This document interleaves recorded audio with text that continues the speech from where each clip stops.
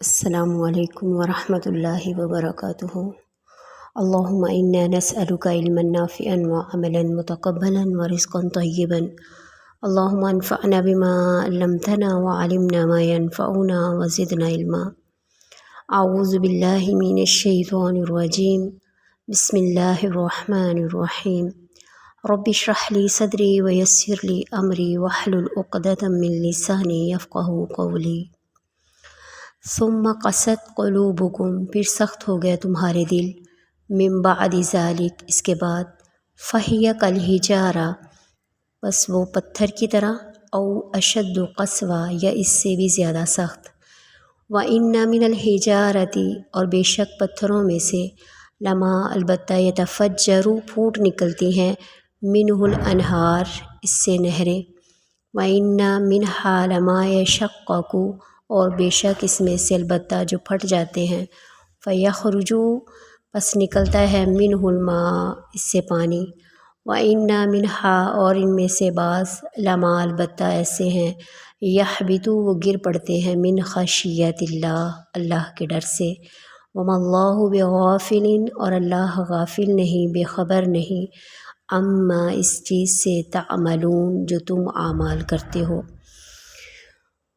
قصت، اس کا root word جو ہے قاف سین واو ہے، اور حجارہ، یہ حجر کی جمع حجارہ ہے، اس کا روٹ ورڈ جو ہے ہا جیم را ہے، اور فجر، پھوٹ نکلتی ہے، فا جیم را، اور الانہار، نہریں، نون ہارا، اس کا روٹ ورڈ ہے، اور یہ شقاقو، وہ پھٹ جاتے ہیں، شق ہو جاتے ہیں، شین قاف، قاف اس کا روٹ ورڈ ہے۔ یہاں جو ہے ان کے دلوں کو، یعنی بنی اسرائیل کے دلوں کو پتھروں سے تشبیہ دی جاتی ہے، اور جب ان کا مقابلہ پتھروں کے ساتھ کیا جاتا ہے تو وہ ان سے بھی زیادہ سخت نکلتے ہیں۔ مختلف مواقع پر بنی اسرائیل نے اللہ کی قدرتوں کو علانیہ طور پر دیکھا، اسی طرح اپنی آنکھوں کے سامنے مردہ کو زندہ ہوتے ہوئے بھی دیکھا۔ اس کا نتیجہ تو یہ ہونا چاہیے تھا کہ ان کے دلوں میں اللہ کی کبریائی اور اس کی قدرت کاملہ کو دیکھ کر ان کے دل جو ہے وہ کانپ جاتے، اور وہ اس کے احکامات کے سامنے جھکتے چلے جاتے، لیکن بجائے اس کیفیت کے پیدا ہونے کے، انہوں نے ہر موقع پر بے عملی اور نافرمانی کو اپنائے رکھا۔ تو اس کا نتیجہ یہ ہوا کہ ان کے دلوں میں قبولیت حق کی نرمی پیدا ہونے کی بجائے تنگی اور سختی پیدا ہو گئی، اور رفتہ رفتہ اتنے سخت ہو گئے کہ پتھروں کی سختی سے بھی آگے گزر گئے۔ یہی وہ کیفیت ہے جسے اللہ رب العزت نے سورہ بقرہ کے شروع میں پڑھا کہ ختم اللہ علی قلوبہم، مہر لگا دی اللہ تعالیٰ نے ان کے دلوں پر، کہ جس کے دل جو ہے وہ سخت ہو جاتے ہیں، ان کے اندر کچھ بھی جذب کرنے کی صلاحیت نہیں رہتی، تاثیر نہیں رہتی کسی اور حق بات کو قبول کرنے کی، تو اس کو کہتے ہیں قسی۔ قصد سے اس حالت کو بیان کیا گیا، ثم قصد، پھر سخت ہو گئے، دل کے اندر جو بھی تاثیر قبول کرنے کی صلاحیت تھی وہ ساری کی ساری جو ہے ان کے اندر سے ختم ہو گئی، ان کی نافرمانیوں کی وجہ سے۔ فہی کالحجارہ، پس وہ پتھر کی طرح، او اشد قسوہ، یا اس سے بھی زیادہ سخت۔ انسانوں کا پتھر سے زیادہ سخت ہونا حقیقت ہے، یہ مبالغہ نہیں ہے بلکہ حقیقت کی تعبیر ہے۔ پتھروں میں جو سختی ہوتی ہے وہ ان کو ان کی صلاحیتوں سے محروم نہیں کرتی، جو اللہ رب العزت نے ان کے اندر صلاحیت رکھی ہوتی ہے۔ بعض پتھر جو ہے وہ تاثیر میں اتنا قوی ہوتا ہے جیسے جس سے جو ہے وہ نہریں جاری ہو جاتی ہیں، تو اس سے مخلوق خدا جو ہے وہ فائدہ اٹھاتی ہے۔ لما یتفجر منہ الانہار، اس کی راہ میں کوئی پتھر رکاوٹ نہیں بنتا، جو اللہ تعالیٰ نے اس کے اندر جو کام سپرد کیا ہے، جو نہریں اس نے جاری کرنی ہے، وہ جو ہے وہ اس سے جاری ہو کے رہتی ہیں۔ وَإِنَّ مِنْهَا لَمَا يَشَقَّقُ، اور ان میں سے بعض کچھ ایسے پتھر ہیں کہ وہ پھٹ پڑتے ہیں، اس سے پانی نکلتا ہے، اور پتھروں میں سے بعض ایسے ہیں جو اللہ کے خوف سے جو ہے وہ گر پڑتے ہیں۔ یہ پتھروں کی انہی صلاحیتوں کی طرف اشارات ہیں کہ جب قدرت نے ان کے اندر جو ہے اگر کوئی جو صلاحیت رکھی ہے تو وہ اپنے جو صلاحیت کے اندر رہ کر جو ہے وہ کام کرتے ہیں، اور اللہ کی نافرمانی نہیں کرتے، انحراف نہیں کرتے۔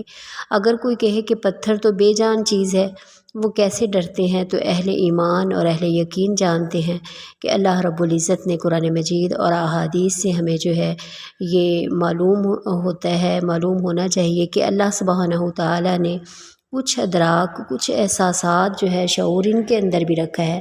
اس کی کئی مثالیں ہیں۔ سورۃ الاسراء آیت نمبر جو ہے 44 میں اللہ رب العزت فرماتے ہیں کہ اسی کی تسبیح کرتے ہیں ساتوں آسمان اور زمین جو ان میں ہے، اور کوئی چیز ایسی نہیں جو اس کی حمد کے ساتھ تسبیح نہ کیا کرتی ہو، لیکن تم ان کی تسبیح نہیں سمجھتے۔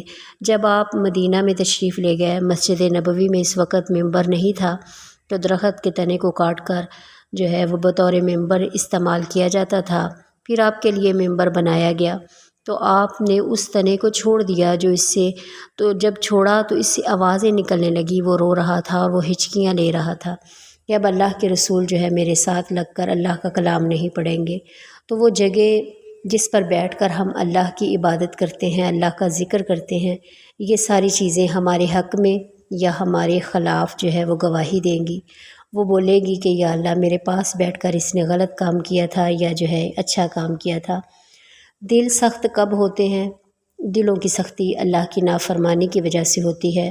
آپ صلی اللہ علیہ وآلہ وسلم نے فرمایا، جسم کے اندر ایک ایسا لوتھڑا ہے، اگر وہ خراب ہو جائے تو سارا جسم جو ہے وہ خراب ہو جاتا ہے، اور اگر وہ لوتھڑا جو ہے وہ صحیح رہے، ٹھیک ہو جائے، تو تمہارا جسم بھی ٹھیک ہو جاتا ہے، اور وہ لوتھڑا جو ہے وہ تمہارا دل ہے۔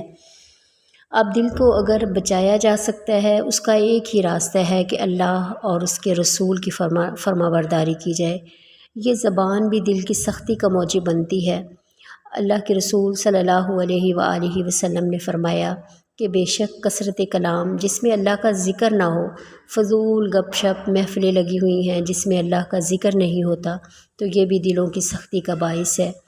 ان کثرت الکلام بغیر ذکر اللہ کسوۃ للقلب، کہ بے شک کلام کی کثرت، بے جا گفتگو جس کا کوئی اجر و ثواب نہیں، کوئی گناہ بھی نہیں، لیکن ایسے ہی فضول باتوں میں لگے رہنا جس کا کچھ فائدہ نہیں ہے، اور ایسی مجلس، ایسی گفتگو جس میں اللہ کا ذکر نہیں ہوتا، تو یہ بھی دلوں کی سختی کا باعث بنتی ہے۔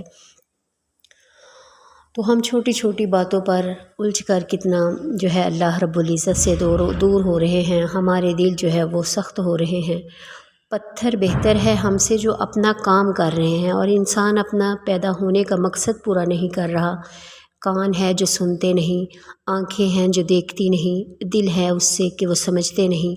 جس کام کے لیے اللہ رب العزت نے یہ نعمتیں دی ہیں، عطا کی ہیں، اگر وہ کر ہی نہیں رہے، ان سے نعمتوں کا وہ فائدہ اٹھا ہی نہیں رہے، تو اللہ رب العزت فرماتے ہیں اولئک کالانعام بل هو اضل، کہ وہ جانوروں کی طرح ہے، اس سے بھی گئے گزرے ہیں۔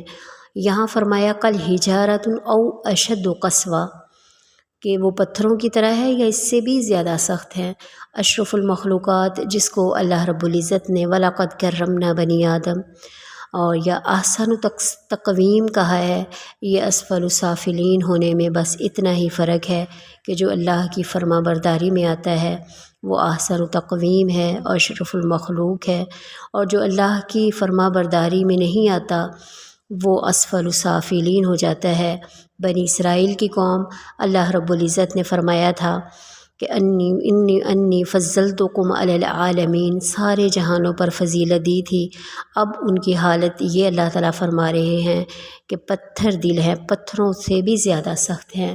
اب اس کا علاج جو ہے وہ توبہ استغفار کی جائے، اللہ سے دعائیں مانگنا، یا مقلب القلوب ثبت قلوبنا علی دینک، اے دلوں کے پھیرنے والے ہمارے دلوں کو ثابت قدم رکھنا علی دینک، اپنے دین پر۔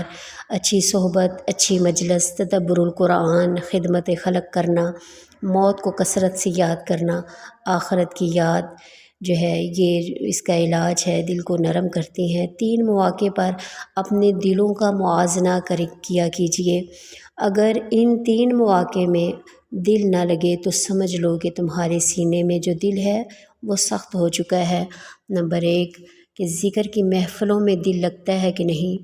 نمبر 2 قرآن مجید پڑھتے وقت یا سنتے وقت دل لگتا ہے کہ نہیں۔ اور تنہائی کے لمحات میں دل کدھر ہوتا ہے؟ اللہ کی یاد میں یا پھر برے خیالات میں، برائیوں کی طرف۔ وَمَا اللَّهُ بِغَافِلٍ عَمَّا تَعْمَلُونَ، اللہ تعالیٰ بے خبر نہیں ہے، غافل نہیں ہے، بے علم نہیں ہے، عَمَّا تَعْمَلُونَ، جو کچھ کہ تم اعمال کر رہے ہو۔ یعنی اللہ تبارک و تعالیٰ جو ہے ہر حرکت جو ہے ہماری نوٹ کر رہے ہیں، ہر حرکت نوٹ ہو رہی ہے، اور ہر لفظ جو ہے ہمارا لکھا جا رہا ہے۔ مَا يَلْفِظُ مِن قَوْلٍ إِلَّا لَدَيْهِ رَقِيبٌ عَتِيدٌ، کہ ہم جو اپنے منہ سے لفظ نکالتے ہیں تو ایک پاس بیٹھا تیار لکھنے کے لیے ہوتا ہے۔